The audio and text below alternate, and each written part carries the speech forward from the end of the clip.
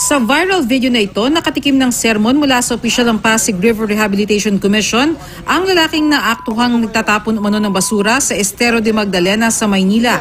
Hindi po sir, matagal na po. Kalaunan, dinala siya sa detachment ng mga otoridad pero pinakawalan din matapos bigyan ng leksyon tungkol sa pangangalaga sa estero. Ang dumi ng esterong ito, wala naman daw noon. Ayon kay Josephine Poliente na 1950s pa nagsimulang manirahan dito, napakalinis ng tubig noon sa estero. Malinaw, inahulugan nila ng piso-piso, ubusuhin nila. Makikita? Ganun kalinaw. Pero ngayon, plastic, lata, tsinelas, lahat na yata ng klase ng basura, meron na rito. Pati ihi at dumi, dito na diretsyong itinatapon ng ilan.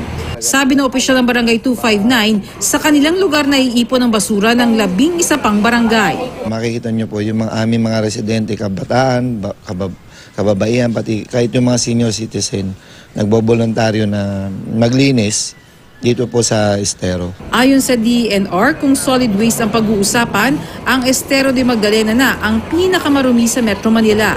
Kaya naman ire-relocate na ang mga residenteng naninirahan dito. Inihahanap na rin ng relocation area yung mga informal settlers dyan. Pero habang wala pang malilipatan, maglalagay ng pansamantalang matatapunan ng basura ang Manila City Government at DENR.